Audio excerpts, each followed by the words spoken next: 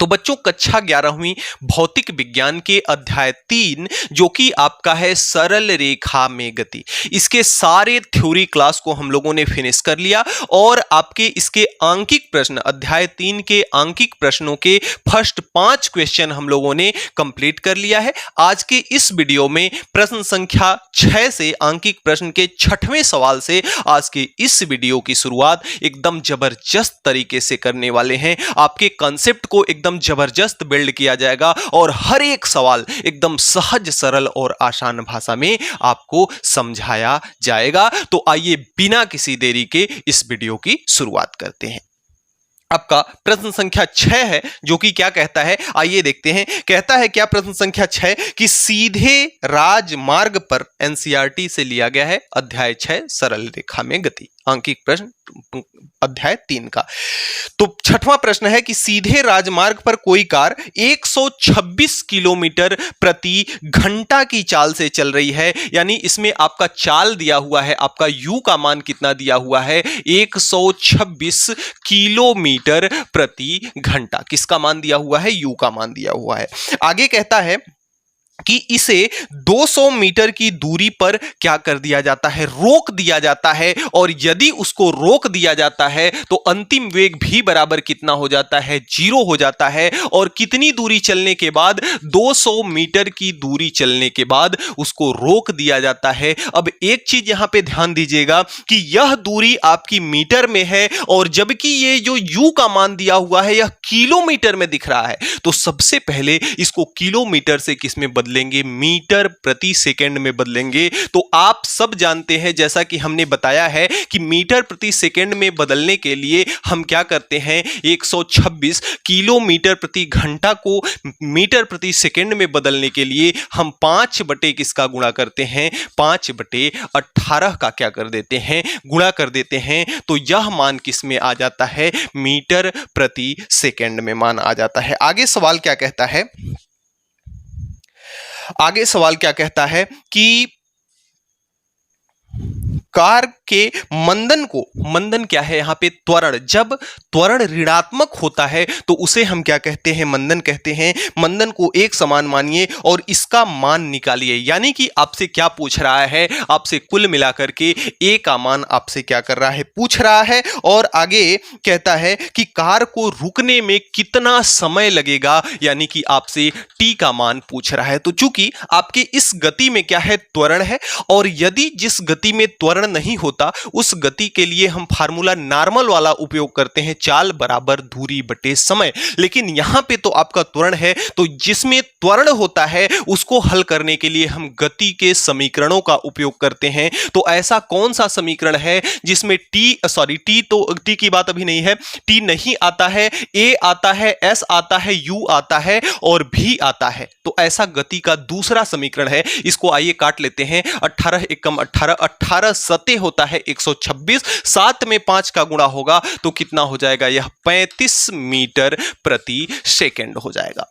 अब गति का ऐसा कौन सा समीकरण है जिसमें ए आता है, एस आता है, यू आता है और भी आता है। तो ऐसा गति का तीसरा समीकरण है। तो गति का तीसरा समीकरण क्या होता है, भी स्क्वायर बराबर यू स्क्वायर प्लस 2as, यह गति का दूसरा समीकरण है। इसी को अप्लाई करेंगे, सबका मान रख देते हैं। भी का मान यहां से कितना है, 0 है, तो 0 का स्क्वायर आपका हो जाएगा 0, u का स्क्वायर यानी 35 का स्क्वायर, इसको हम ऐसे लिख सकते हैं 35 इंटू क्या लिख सकते हैं, 35 के स्क्वायर को, प्लस का कितना है 2 इंटू ए का मान हमको पता नहीं है और एस का मान कितना है 200 है, तो इंटू में कितना हो जाएगा आपका 200, एस का मान कितना है 200 है, तो इंटू में आपका हो जाएगा 200। अब इसको हम क्या करते हैं, इस वाले टर्म को इधर लेकर के चले आते हैं, तो यह प्लस का है, जब बॉर्डर के इस पार आ जाएगा तो प्लस से किस में हो जाएगा, माइनस में हो जाएगा। तो माइनस का 2 दुना के कितना हो जाएगा 400, माइनस का 400 और इंटू में क्या होगा ए और बराबर यह हो जाएगा 35 इंटू 35 बराबर 35 इंटू 35। हमें तो ए का मान चाहिए, मंदन का मान चाहिए, तो माइनस ऑलरेडी हमारे पास आ चुका है, केवल ए का मान चाहिए। तो 400 को हम बॉर्डर के फिर से इस पार भेज देंगे, तो इधर आपका बचेगा माइनस ए यानी कि मंदन, और इधर आपका हो जाएगा 35 इंटू 35 और बटे में कितना हो जाएगा आपका 400। ये इसको हम क्या कर देते हैं, कटा पिटा देते हैं। देखिए यह 5 से तो कटी जाएगा, 5 से यह भी कट जाएगा, 5 सते होता है आपका 35। अगर 400 को 5 से काटा जाए तो 8 पंचे आपका हो जाएगा 40 और 1 जीरो इसका यहां बच जाता है। अब अगर इसको भी 5 से काट दें तो 7 पचे आपका हो जाएगा 35 और 5 से जब 80 को काटेंगे तो 16 पंचे आपका होता है 80। तो यहां पे आपका क्या आया, 7 सते 49, ऊपर में कितना है आपका 49 आ गया और नीचे में कितना है 16, तो नीचे में आपका कितना आ गया 16। अब इसका आपस में हम भाग करा लेंगे तो इसका हमें मान किसका पता चल जाएगा, माइनस ए का, यानी कि मंदन का मान पता चल जाएगा। तो 16 एकम 16 और इसको काटेंगे तो 16 दूना 32, 16 तिया 48, कितना बचा, एक उतरेगा तो एक से तो भाग जाएगा नहीं। अब जब जीरो बढ़ाएंगे इसको ना, तो जीरो बढ़ाएंगे तो आपका कितना हो जाएगा, 100 हो जाएगा, और जब 100 हो जाएगा तो लगभग कितनी बार चला जाएगा आपका, 6 बार चला जाएगा। तो 3.06 इसका क्या हो जाएगा, 3.06। और ये अब इसको हम ऐसे भी लिख सकते हैं, कोई दिक्कत की बात नहीं है, a बराबर माइनस का 3.06, इसको ऐसे भी हम लिख सकते हैं। तो मंदन आपका कितना आ गया, इतना आ गया। अब हमको ज्ञात करना है कि आखिर कार को रुकने में कितना समय लगता है, यानी कि अब हमको क्या निकालना है, समय निकालना है। तो हमारे पास a आ गया। अब हम गति के प्रथम समीकरण को लगा करके t का मान निकाल सकते हैं। गति का प्रथम समीकरण क्या होता है, v बराबर u प्लस at। गति का प्रथम समीकरण, गति के तीनों समीकरणों को कमेंट बॉक्स में कमेंट करके लिखेगा। 2 समीकरण तो हमने यहां लिख दिया है। v का मान कितना है, 0 है। u का मान कितना है, 35 है, तो u के जगह पे 35 प्लस a का मान कितना है, माइनस का 3.06, तो ये आपका हो जाएगा माइनस का 3.06 और साथ में क्या आ जाएगा आपका t। अब देखिए इस पद को हम उठा करके इधर लाएंगे क्योंकि हमें t का मान ज्ञात करना है। तो जब इस माइनस को उठा करके इधर लाएंगे तो ऑलरेडी प्लस में हो जाएगा। तो 3.06 इंटू t बराबर कितना हो जाएगा आपका 35। अब हमको t का मान चाहिए, हमको किसका मान चाहिए, t का मान चाहिए। तो t के मान को ज्ञात करने के लिए हमें क्या करना पड़ेगा, इसको इधर भेजना पड़ेगा। तो यह गुणा से किस में हो जाएगा, भाग में हो जाएगा, 3.06। जब इसमें आप भाग करेंगे तो t बराबर कितना आ जाएगा, 11.4 सेकेंड के लगभग आ जाएगा। यानी कि कार को रुकने में 11.4 सेकेंड का समय लगेगा। यही आपका हो जाएगा आंसर। एक लाइन में नीचे समरी लिख लीजिएगा कि अर्थात कार को रुकने में, कार के द्वारा जो मंदन है वह 3.06 का है और कार को रुकने में कितना सेकंड का समय लगता है, 11.4 सेकंड का समय लगता है। तो इस प्रकार से प्यारे बच्चों 6वें सवाल को आप हल कर सकते हो। अगले क्रम में आपका प्रश्न संख्या 7 है। ध्यान से समझिएगा प्रश्न को। कह रहा है कि 2 रेलगाड़ियां A और B 2 समांतर पटरियों पर, समांतर कहने का मतलब कि ऐसे 2 समांतर पटरियां हैं। अब ऐसा नहीं है कि एक ही पटरी पर चल रही है, नहीं, उड़ीसा वाला जो अभी दर्दनाक हादसा हुआ है शायद उससे गुजरना पड़ जाता, और यह काफी ही बहुत दुखद घटना है जो उड़ीसा वाला अभी ट्रेन हादसा हुआ है। तो 2 पटरियां आपकी क्या है, समांतर हैं, जिस पर A और B 2 रेलगाड़ियां एक समान चाल, जिन रेलगाड़ियों की चाल कितनी है, 72 किलोमीटर प्रति घंटा। यानी इसका U का मान, चाल का मान कितना दिया हुआ है आपका, 72 किलोमीटर प्रति घंटा। इसको अगर अभी जरूरत पड़े तो हमें मीटर प्रति सेकंड में बदलना होगा। आगे कह रहा है कि एक समान चाल से एक ही दिशा में चल रही हैं, प्रत्येक गाड़ी 400 मीटर लंबी है। यानी कि गाड़ी की लंबाई जो है, लेंथ ऑफ ए बराबर लेंथ ऑफ बी, दोनों का लेंथ कितना है, 400 मीटर है। दोनों का लेंथ कितना है आपका, 400 मीटर है। और गाड़ी ए गाड़ी बी से क्या है, आगे है। मान लेते हैं कि गाड़ी ए यहां पे है और गाड़ी बी जो है आपकी यहां पे पे है और दोनों एक ही दिशा में, इधर की दिशा में क्या कर रही हैं, एक समान चाल से चल रही हैं। अब अगर बी चालक ए से आगे निकलना चाहता है, बी चालक को ऐसा लगता है कि ए से आगे निकलना चाहिए तथा 1 मीटर प्रति सेकंड स्क्वायर से इसे त्वरित करता है, यानी इसमें त्वरण का जो मान दिया हुआ है 1 मीटर प्रति सेकंड स्क्वायर दिया हुआ है। अब देखिए इसमें आपको इसको मीटर प्रति सेकंड में बदलना ही होगा क्योंकि यह दूरी जो दी है मीटर में दी हुई है। तो यहां से अगर u का मान हम देखें तो यह कितना है आपका 72, और इसको मीटर प्रति सेकंड में बदलने के लिए 5 बटे कितने का गुणा करते हैं, 18 का गुणा करते हैं। तो 18 एकम 18, 18 चौक कितना हो जाएगा आपका 18 चौक 72, और 5 में 4 का गुणा होगा तो 5 चौक 20 मीटर प्रति सेकेंड आ जाएगा। आपको इसमें ज्ञात क्या करना है कि यदि 50 सेकेंड के बाद बी का गार्ड ए के चालक से आगे हो जाता है तो दोनों के बीच आरंभिक दूरी कितनी थी। देखिए थोड़ा सा प्रश्न आपको मतलब लगेगा कि हाँ बहुत घुमावदार है, पहले ही सब कुछ क्लियर कर दिया है कि दोनों की लंबाई आपकी कितनी है 400 मीटर, इसीलिए आपको थोड़ा सा इसमें कंफ्यूज किया है कि जो आपका बी का गार्ड है, भाई देखिए जो रेलगाड़ी होती है सबसे पीछे एक गार्ड का डिब्बा होता है, यानी कि जो रेलगाड़ी बी है ए को जब क्रॉस करेगी तो बी का जो गार्ड है इस रेलगाड़ी के क्या होगा, आगे निकल जाएगा। अब अगर दोनों रेलगाड़ियों की लंबाइयां अगर असमान होती तो इसमें हमको क्या करना होता, जितनी लंबाई अधिक होती दूरी में उसको उतना अधिक ऐड करना पड़ता, लेकिन इसमें लंबाई दोनों की समान है इसलिए इसमें कोई भी फेरबदल हमको करने की आवश्यकता नहीं है। तो कह रहा है कि 50 सेकेंड के बाद बी का गार्ड ए से क्या हो जाता है, आगे हो जाता है। अब हम सबसे पहले इसमें यह निकालेंगे कि आखिर भाई देखिए दोनों की गति क्या है, समान है। तो सबसे पहले हम ये निकालेंगे कि 50 सेकेंड में ए कितनी दूरी चलता है, और जब बी 1 मीटर प्रति सेकेंड के स्क्वायर के त्वरण से उसको त्वरित कर देता है तो 50 सेकेंड में बी कितना चलता है। 50 सेकेंड में मान लेते हैं कि ए यहां से पहुंच करके कहां आ गया, यहां आ गया, और 50 सेकेंड में बी कहां चल जाता है, इसको पार कर जाता है, यानी यहां चला आता है। तो आरंभिक दूरी यानी कि ये वाली दूरी हमसे क्या कर रहा है, पूछ रहा है। तो अगर हम इस बड़ी वाली दूरी को निकाल लें, इस बड़ी वाली दूरी को निकाल लें कि 50 सेकेंड में यह यहां जा रहा है तो यहां से यहां तक की बीच की दूरी, और 50 सेकेंड में यह यहां जा रहा है तो यहां से यहां तक की बीच दूरी, तो इस बड़ी वाली दूरी में से इस छोटी वाली को घटा देंगे तो इतना ही तो हमारे पास बचेगा ना। क्या आप लॉजिक को समझ पा रहे हैं। 50 सेकेंड में बी आपका यहां पहुंच गया, 50 सेकेंड में ए आपका यहां पहुंच गया, हमें निकालना है दूरी। तो 50 सेकेंड में जब बी की दूरी निकालेंगे तो ये बड़ी वाली दूरी प्राप्त होगी, और 50 सेकेंड में जब ए की दूरी निकालेंगे तो ये छोटी वाली दूरी प्राप्त होगी।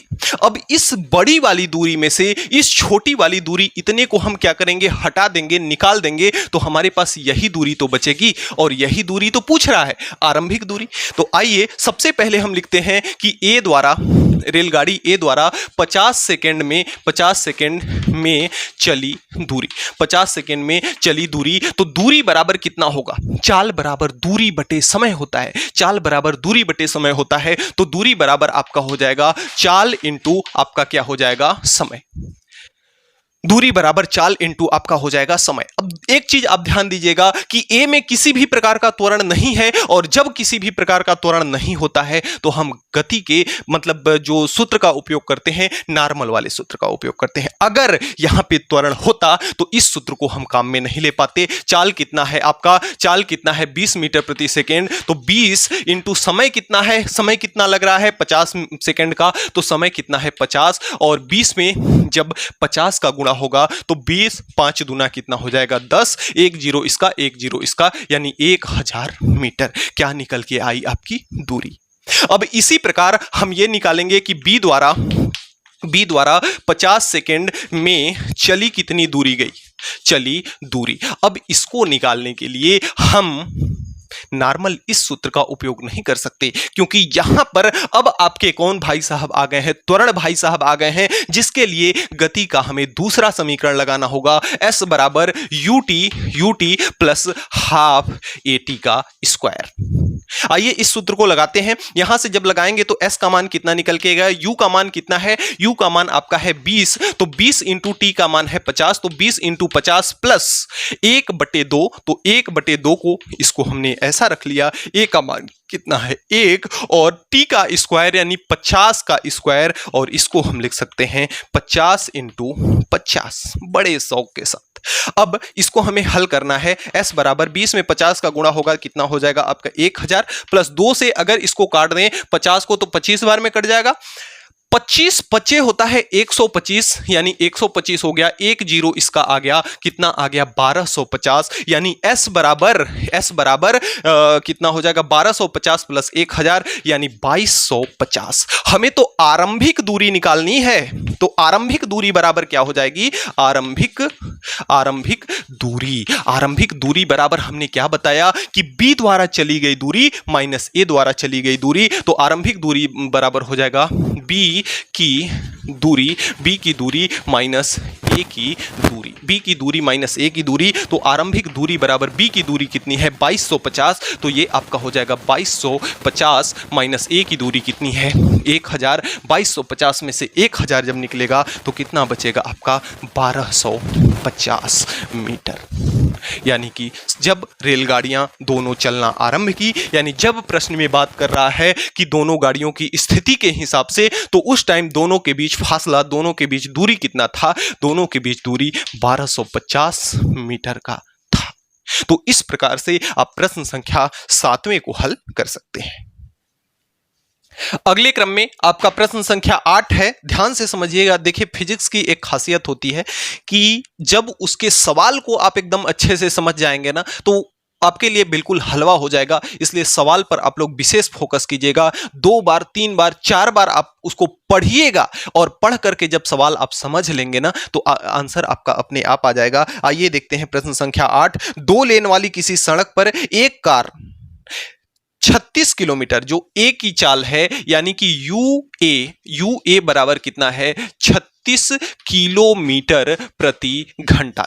इसको अगर हम मीटर प्रति सेकंड में बदलें तो हमें 36 में क्या करना पड़ेगा, 5/18 का गुणा करना पड़ेगा। 18 के 18, 18 दूना 36, यानी 5 दूना 10 मीटर प्रति सेकंड यूए का वेग है। आगे प्रश्न कहता है कि एक दूसरे की विपरीत दिशाओं में चलती हुई 2 कारें, जैसे 2 लेन वाली आपकी सड़क है, ये 2 लेन वाली सड़क है आपकी, ए आपका क्या कर रहा है, चल रहा है, और ए मान लेते हैं कि ए आपका कहां पे है, यहां पे है। ए आपका कहां है, सॉरी बीच में इसको बना देते हैं, ए आपका यहां है, और बी और सी दोनों एक दूसरे के विपरीत चल रही हैं। यानी अगर बी आपका यहां पे है तो सी आपका कहां है, यहां है, और एक इधर चल रहा है और दूसरा इधर चल रहा है। ए मान लेते हैं आगे की ओर जा रहा है। तो आइए प्रश्न को पढ़ते हैं कि जिनमें प्रत्येक की चाल बी और सी की जो चाल है, यानी कि यू बी बराबर यू सी बराबर कितना है, यू बी और यू सी का मान कितना है 54 किलोमीटर प्रति घंटा, यानी कि 54 किलोमीटर प्रति हावर्स। अगर इसको हम मीटर प्रति सेकंड में बदलें तो ये आपका हो जाएगा 54 इंटू 5/18, तो 18 के 18, 18 तिहाई हो जाएगा 54, 5 तिहाई हो जाएगा आपका 15 मीटर प्रति सेकंड।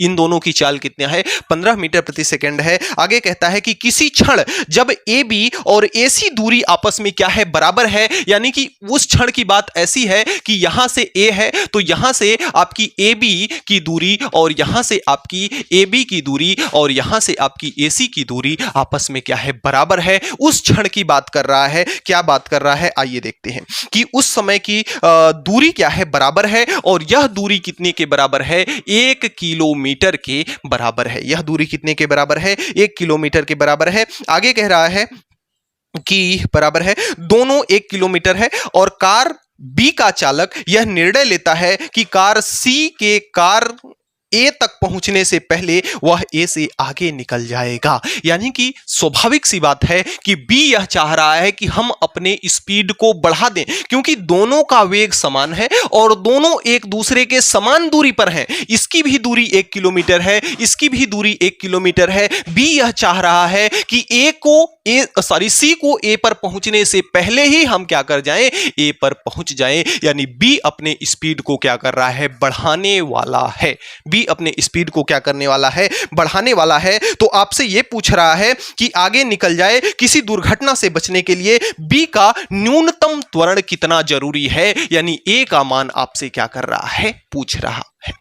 ए का मान आपसे क्या कर रहा है, पूछ रहा है। सबसे पहले आपको इसमें समय भी नहीं दिया हुआ है। अगर आपको समय दिया होता और चाल दिया होता तो आप त्वरण आराम से निकाल सकते थे, लेकिन समय नहीं दिया हुआ है। इस प्रश्न को हल करने के लिए सबसे पहले हमें ए के सापेक्ष बी का वेग निकालना होगा और ए के सापेक्ष सी का वेग निकालना होगा। दोनों का हमें सबसे पहले सापेक्ष वेग निकालना होगा। फिर हमें यह ज्ञात करना होगा कि आखिर अगर इसके बीच में त्वरण नहीं होता तब इसको यहां तक पहुंचने में कितना समय लगता। ऐसे में हमें समय प्राप्त हो जाएगा नॉर्मल सूत्र के द्वारा, चाल बराबर दूरी बटे समय। उसके बाद हम ये निकाल लेंगे गति के दूसरे समीकरण को लगा करके कि आखिर इसमें अधिकतम त्वरण, समय जब निकल जाएगा, u का मान हमारे पास होगा, v का मान हमारे पास होगा और समय हमारे पास होगा, तो त्वरण हम आराम से निकाल सकते हैं। दूरी हमारे पास होगी, दूरी तो ऑलरेडी दिया हुआ है 1 किलोमीटर, यानी दूरी s बराबर दिया हुआ है 1 km, यानी कि 1000 मीटर दूरी दिया हुआ है। तो आइए सबसे पहले हम निकालते हैं कि ए के सापेक्ष बी का वेग, ए के सापेक्ष बी का वेग, ए के सापेक्ष क्या करते हैं, हम बी का वेग निकालते हैं। तो ए के सापेक्ष बी का वेग यानी कि यू बी ए, बी का वेग, जिसका वेग लिखते हैं उसको सबसे पहले लिखते हैं और जिसका वेग, जिसके सापेक्ष देखते हैं उसे बाद में लिखते हैं। और इसका फार्मूला क्या होता है, यू बी, इसको स्मॉल ही रहने देते हैं, यू बी माइनस का यू ए। कैपिटल भी लिख सकते हैं, कोई दिक्कत की बात नहीं है। तो यू बी का मान कितना है, यानी बी का वेग कितना है, बी का वेग आपका है 15, तो ये आपका हो जाएगा कितना, 15 और माइनस यू ए का मान कितना है, ए का वेग कितना है 10, तो 15 माइनस 10 यानी 5 मीटर प्रति सेकेंड। कितना है, 5 मीटर प्रति सेकेंड। और यदि हम ए के सापेक्ष अगर सी का वेग निकालें, ए के सापेक्ष अगर सी का वेग निकालें तो यह कितना हो जाएगा, यू सी माइनस का, यू सी प्लस का, सॉरी यू सी माइनस का, और ये क्या हो जाएगा, यू ए। इसी प्रकार यू सी ए बराबर you see minus U A हो जाएगा। अब यू सी का मान कितना है, यू सी का मान कितना है, यू सी का मान कितना है आपका 15 और माइनस और यू ए का मान। अब यहां पे थोड़ा सा आपको लॉजिक लगाने वाली बात है। देखिए ए की दिशा इधर है, सी की दिशा एक दूसरे से विपरीत है, तो अगर सी को हम आगे की ओर लेंगे तो बी को हमें क्या लेना पड़ेगा भाई, एक दूसरे की दिशा विपरीत है तो एक को प्लस लेंगे तो दूसरे को माइनस लेना पड़ेगा। तो यह हो जाएगा आपका -10, माइनस माइनस प्लस, और 10 और 15 कितना हो जाएगा, 25 मीटर प्रति सेकेंड, 25 मीटर प्रति सेकेंड हो जाएगा। अब हमारे पास कितना दूरी है, 1000 किलोमीटर दूरी है, सॉरी 1000 मीटर दूरी है। 1000 मीटर दूरी बिना त्वरण के 1000 मीटर दूरी तय करने में सी को कितना समय लगेगा, यानी 1000 मीटर दूरी चलने में सी द्वारा लिया गया समय, सी द्वारा जो लिया गया समय होगा, समय बराबर कितना होगा, चाल बराबर दूरी बटे समय, तो चाल बराबर दूरी बटे, सॉरी समय बराबर दूरी बटे चाल, तो समय बराबर आपका हो जाएगा दूरी और बटे में क्या हो जाएगा आपका चाल। दूरी कितना है आपका 1000 मीटर है, दूरी कितना दिया हुआ है 1000 मीटर, और चाल किसकी, सी की, ए के सापेक्ष सी की चाल कितनी है 25 है, तो ये आपका हो जाएगा 25 चौका 100, 1 जीरो बच गया, यानी कितना आ गया आपका 40 मीटर। इसकी दूरी यानी यहां से यहां तक की, सॉरी ये समय निकाल रहा है ना, मीटर नहीं, 40 सेकेंड, यानी सी को यहां से यहां पहुंचने में 1 किलोमीटर की दूरी तय करने में कितना समय लगेगा, सी को 1000 मीटर की दूरी तय करने में 40 सेकेंड का समय लगेगा। अब हमको निकालना है कि इसमें कितना अधिकतम त्वरण रखा जाए जिससे कार के अंदर किसी भी प्रकार की कोई दुर्घटना ना हो। तो उसके लिए हमें मान लेते हैं कि माना त्वरण ए है, माना बी का त्वरण बी का त्वरण क्या है, ए है। अब त्वरण को ज्ञात करने के लिए हम वही सूत्र लगाएंगे, s बराबर ut plus half A T का स्क्वायर, s बराबर ut plus half A T का स्क्वायर। दूरी कितनी है आपके पास, दूरी आपके पास है 1000 मीटर, तो दूरी के जगह पे हमने क्या रख लिया, 1000 मीटर। u का मान कितना है, u का मान किसके लिए बात हो रही है, b के लिए हो रही है, तो b के लिए b का मान कितना है, 5 मीटर प्रति सेकेंड। तो u का मान कितना हो जाएगा, 5 इंटू समय कितना लगा आपका 40 प्लस आपका 1/2, a का मान तो हमें पता नहीं है, इंटू 40 का कितना हो जाएगा स्क्वायर, यानी 40 इंटू 40। तो 2 से इसको 40 को काटेंगे, कितनी बार में चला जाएगा, 20 बार में चला जाएगा। अब यहां से अगर इसको हम हल कर लेते हैं तो यहां आपका है 1000, तो यहां पे आपका क्या हो जाएगा 1000, और तो 5 चौक हो जाएगा 20, यानी कि यह कितना हो जाएगा 200 हो जाएगा। 40 में 5 का जब गुणा होगा तो 200 हो जाएगा, और इस 200 को 1000 के पास लाएंगे तो माइनस का कितना हो जाएगा आपका 200, और बराबर इधर कितना होगा 40 दूना 4 दूना 8, 1 0 इसका 1 0 इसका, यह भी हो जाएगा कितना 800, और साथ में क्या हो जाएगा आपका ए 800, और साथ में हो जाएगा ए। 1000 में से 200 निकलेगा, कितना बचेगा आपका 800 बराबर 800 ए। हमें ए का मान ज्ञात करना है तो 800 को इधर भेजना पड़ेगा, तो ए बराबर कितना हो जाएगा 800 बटे में कितना 800, कट करके ए का मान कितना आ जाएगा 1 मीटर प्रति सेकेंड स्क्वायर। देखिए यहां यह सवाल जो था थोड़ा सा लॉजिक था, कंडीशन कुछ इस प्रकार से दिया था, बाकी सब कुछ मान आपको जो दिया है आप नोट कर लिए। और उसके बाद देखिए जो सी है वह किसके करिस्पॉन्डिंग गति कर रहा है, ए के सापेक्ष सी भी गति कर रहा है। भाई सी ए को आधार मान करके गति कर रहा है, यानी इसके सापेक्ष गति कर रहा है। बी भी ए को आधार मान के गति कर रहा है, यानी बी ए के सापेक्ष गति कर रहा है। तो सबसे पहले हम ए के सापेक्ष बी का वेग निकाल लिए, कितना आया इतना आया।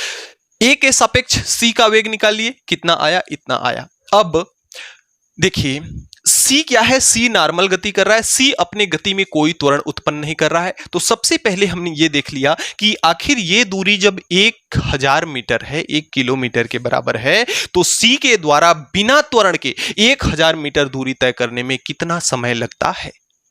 उसके बाद हमें समय पता हो गया।